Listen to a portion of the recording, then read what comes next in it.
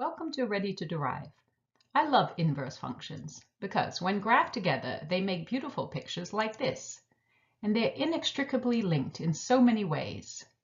In this video, we begin by reviewing some of the properties of inverses you would have learned in precalculus.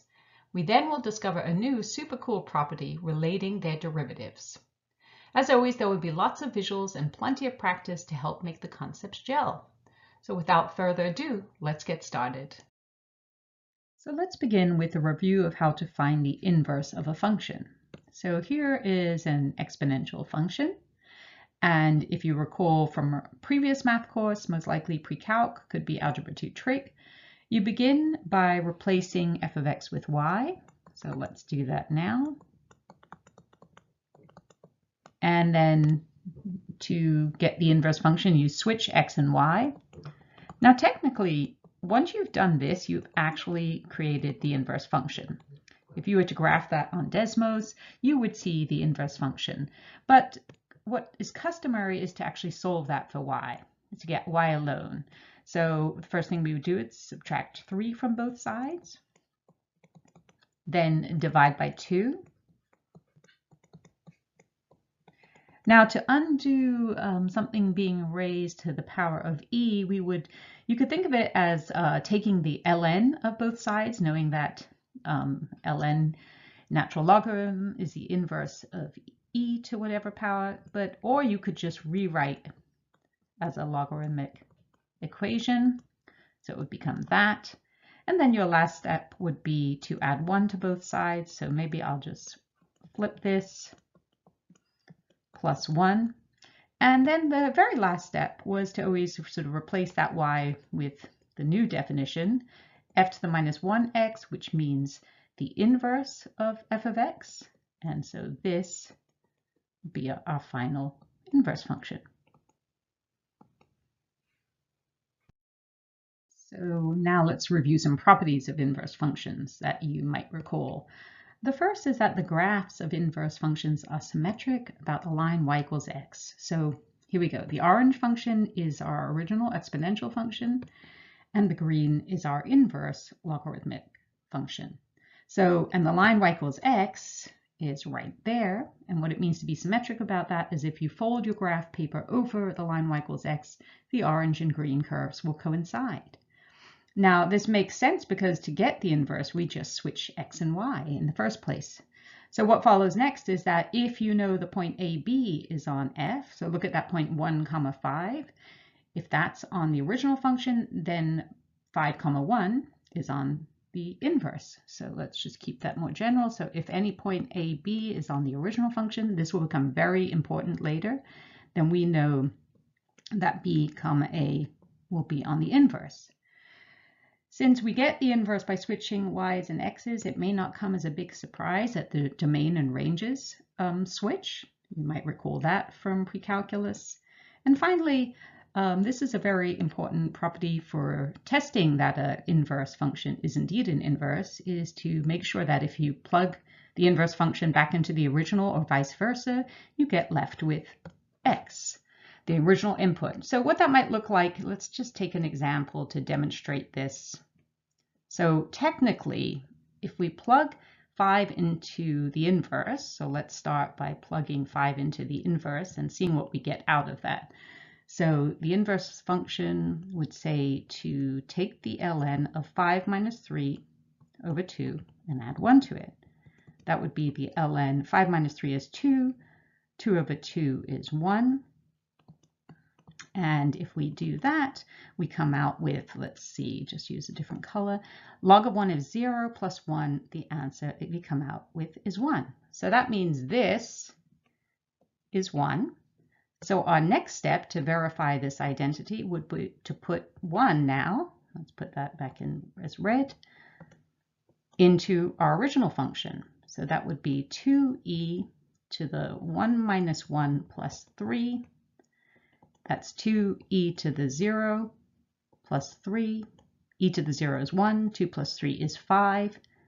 And we get back to what we expected to, because basically the inverse function undid everything that the original function did by reversing all the steps. So let's verify that last property for any value of x, not just x equals 5. So here is the orange is our original function, the green is our inverse. And because I have to plug the whole of the inverse function into the orange function, I'm going to kind of create some space for it. So it's 2e to whatever my input is, whatever my input value of x is, has to kind of fit into this parentheses, and then we still have to minus 1, and then we have a plus 3 at the end. So I'm taking my inverse function and plugging it in. So here I will actually put this quantity. And the nice thing is you will see some things start to cancel. So at this point, look, it looks like the 1 and the minus 1 cancel. So now I'll just go to white just to kind of unify it. X minus 3 over 2. Don't forget that plus 3. Now, e to the e and ln undo each other, right? So they reverse their inverses of each other. So we get left with 2 times x minus 3 over 2 plus 3. Then you see the 2's cancel, x minus 3 plus 3, and we get left with x as we had hoped to do. So we just verified this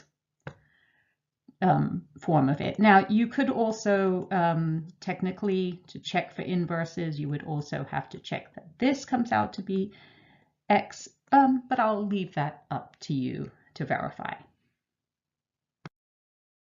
So we are going to look at one last super cool property that could only be derived using calculus. So let's bring up the function and its inverse, a graph of the two of them. And I'm going to ask us to do a couple of calculations. So the first one is to find the slope of the tangent line to the function f at 1, 5. So here's the equation for f. And to find the slope of the tangent line, we first of all need the derivative. By the chain rule, that will be 2e to the x minus 1, and the constant 3 will disappear. And then we want this evaluated at x equals 1. So that's f prime of 1 equals 2e to the 1 minus 1 equals 2e to the 0, which is equal to 2.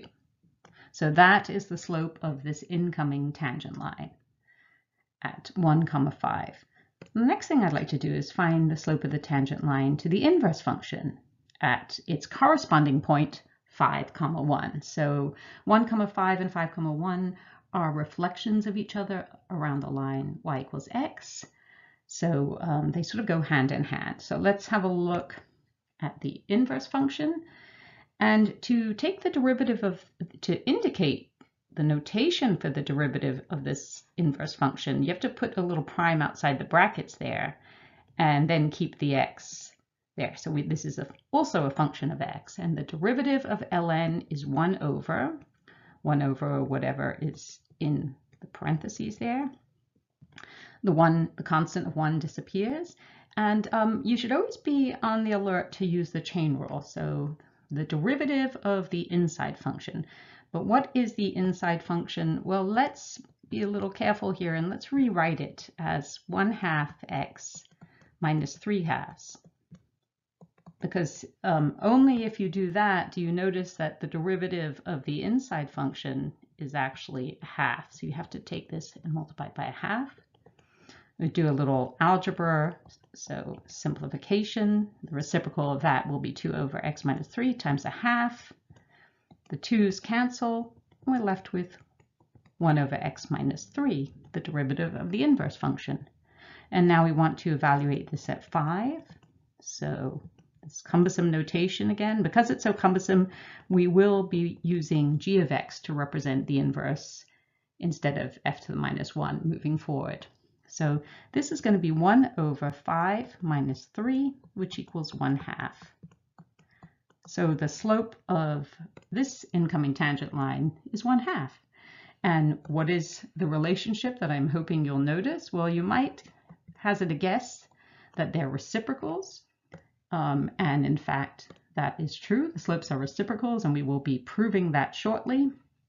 But to think about it a little more carefully, why that makes intuitive sense is that if we come up here, the slope of 2 really corresponds to a run of 1 and a rise of 2. Well, if to create an inverse function, you switch the x and y's, then that would mean taking the run of 1, and that would become the rise for the inverse function of 1. And what was the rise of 2 becomes a run of 2, because we are switching x and y. It's as if we're switching delta x and delta y. So it shouldn't be too surprising that the slopes are indeed reciprocals. So let's prove that super cool property. And we're going to start by defining f and g to be inverse functions. So notice that I'm not using f to the -1 anymore, because it makes the written work a lot less complicated. So here are our two functions, but we are not using the equations from before. We're just going to make them generic functions. So that's f of x, and this is g of x. And in particular, rather than using actual coordinates, I'd like to let's just call this a general point a comma b, and therefore its corresponding point here would be b comma a. Now, what does that mean that a comma b is on the function f? It means that if you plug a into that function, you get b out. And what does it mean for b comma a to be on here? It means that if you plug b into g, you're going to get out a. This is going to be very helpful in a moment. So let's keep that in mind, and let's move on to the next step. So here's the way we verify that a function is an inverse, is we make sure if we plug it into the original function, we get back out to x. We saw this property before. So let's start by taking the derivative of both sides, since we are interested in the derivative of each function at its corresponding point. So let's see. So the derivative of the left-hand side, we're going to have to use the chain rule. So we get f prime g of x times g prime of x. It's actually an exact statement of the chain rule. And the right-hand side, we would get 1. And since we're interested in the derivative of the inverse function, we see that we would have to divide through by this quantity f prime g of x. So we're already seeing that there's definitely some reciprocal action going on here between the derivative of the inverse function and the derivative of the original. But now I'm going to simplify it and express it in terms of a's and b's, as it makes it much easier to remember. So if we are interested in g prime x, well, the only x that we're really interested in evaluating it at is this. This is the x coordinate on g. It's b. So we're thinking that, well, let's just replace x with b, and because we would like to know what is the derivative of the function, the inverse function, at x equals b.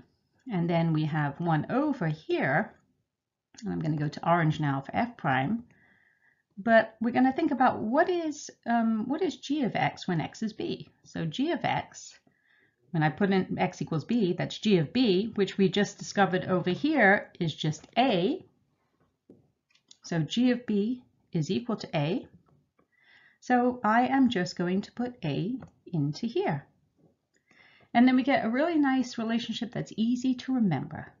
It basically says that if a comma b is on the original function f, then b comma a will be on g, and the derivative of g at that point b, so g prime b, don't forget, is the slope of this tangent line, will be equal to the reciprocal of the slope of the tangent line on f. And the slope of the tangent line here is just f prime a. So these quantities, f prime a, that will be the slope here. These quantities will be, the slopes will be reciprocals of one another. So let's do some practice. So f and g are inverse functions, and you are given the following information, and you are asked to find g prime 2. Now, you're given a lot more information than you need here, so we kind of have to decipher what's going on. So if you want to find g prime 2, kind of a nice way to think about it is to know which set of information to use, is to realize that if f of 2 equals 3, that means that 2 comma 3 is on f. And by symmetry and relationship between inverse functions, we know therefore that 3, 2 is on G, and therefore we know that G prime at 3 will be the reciprocal of F prime at 2. So we know that G prime of 3 will be negative 1/5. Notice that's not what we are asked for, actually. We're asked for G prime of 2. So let's hope that the other piece of information can get us out. So this says that if negative 1, 2, so if f of negative 1 equals 2, then we know this is on f, which means that the 2, negative 1 will be on the inverse function g, which implies that G prime of 2 will be the reciprocal of F prime of negative 1. So therefore that will be 1/7, and this is the answer that we were looking for.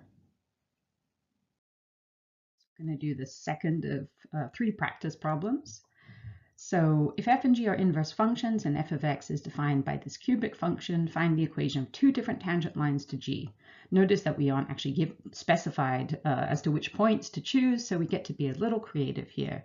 Notice also that this function, because x appears in one place, it would be very easy to switch x and y, isolate y, and create the inverse function.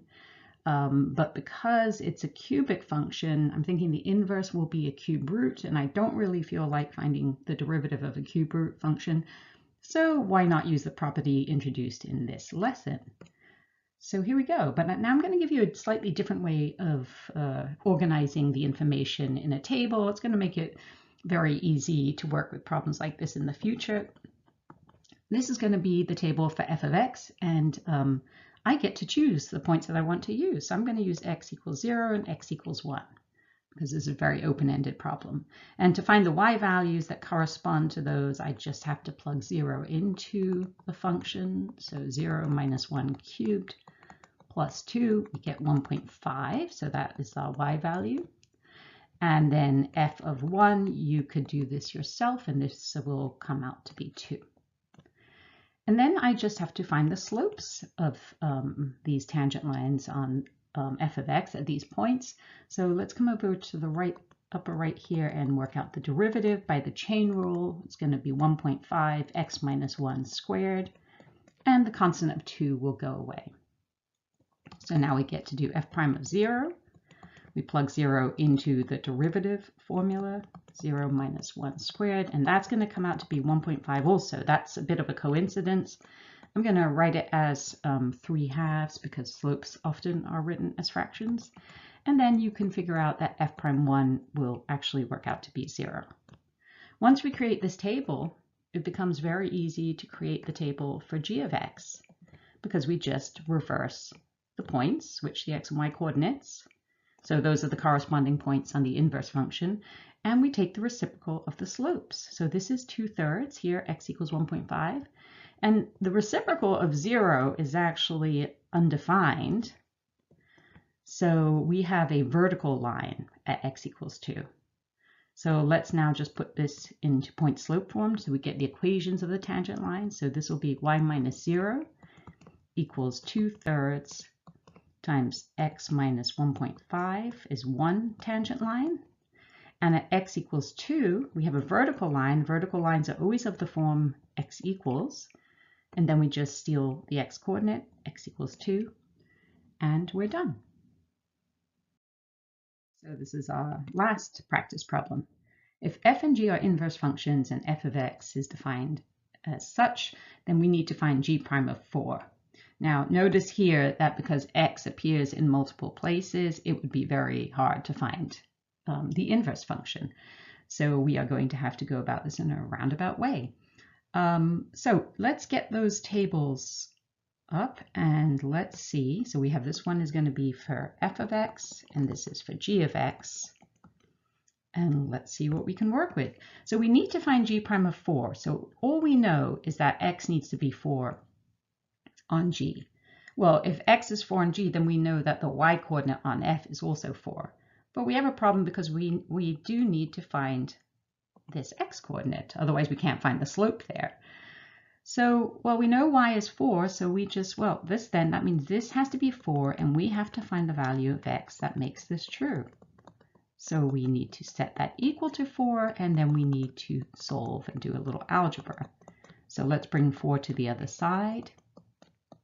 And we have 4 terms here, which conveniently allow us to factor by grouping. So if we take out x cubed from there, we have x squared plus 4. And we need to take out minus 1 from the last two terms, otherwise we won't get x squared plus 4. We need these two to be identical so that we can then factor those out. So we factor out x squared plus 4, just one factor of x squared plus 4, and that leaves behind, let's see, we have a x cubed here, and we have a minus 1 here. Now, and then to find out what makes that true, we know that x squared plus 4, that will never be 0. It's impossible. So the only thing that can happen is that x cubed equals 1, which means x has to equal 1. So what we have discovered, let me use a different color, just all that work helped us to figure out that x is 1, which automatically means y is 1 over here on the inverse function. And now we just have to find this slope on f so that we can then generate the one on g. So we have to find the derivative of f of x. So f prime x equals 5x to the 4th plus 12x squared minus 2x. And then we just need the derivative, of course, when x equals 1. So that's going to be just 5 plus 12 minus 2, which is going to be 15. So we know that the slope here is 15 at x equals 1 on the original function, which means that the slope here will be 1/15. So that is our answer for g prime of 4. And that brings us to the end of this lesson. I hope you found it helpful, and if you did, please do click like and/or subscribe to my YouTube channel, Ready to Derive. Thank you.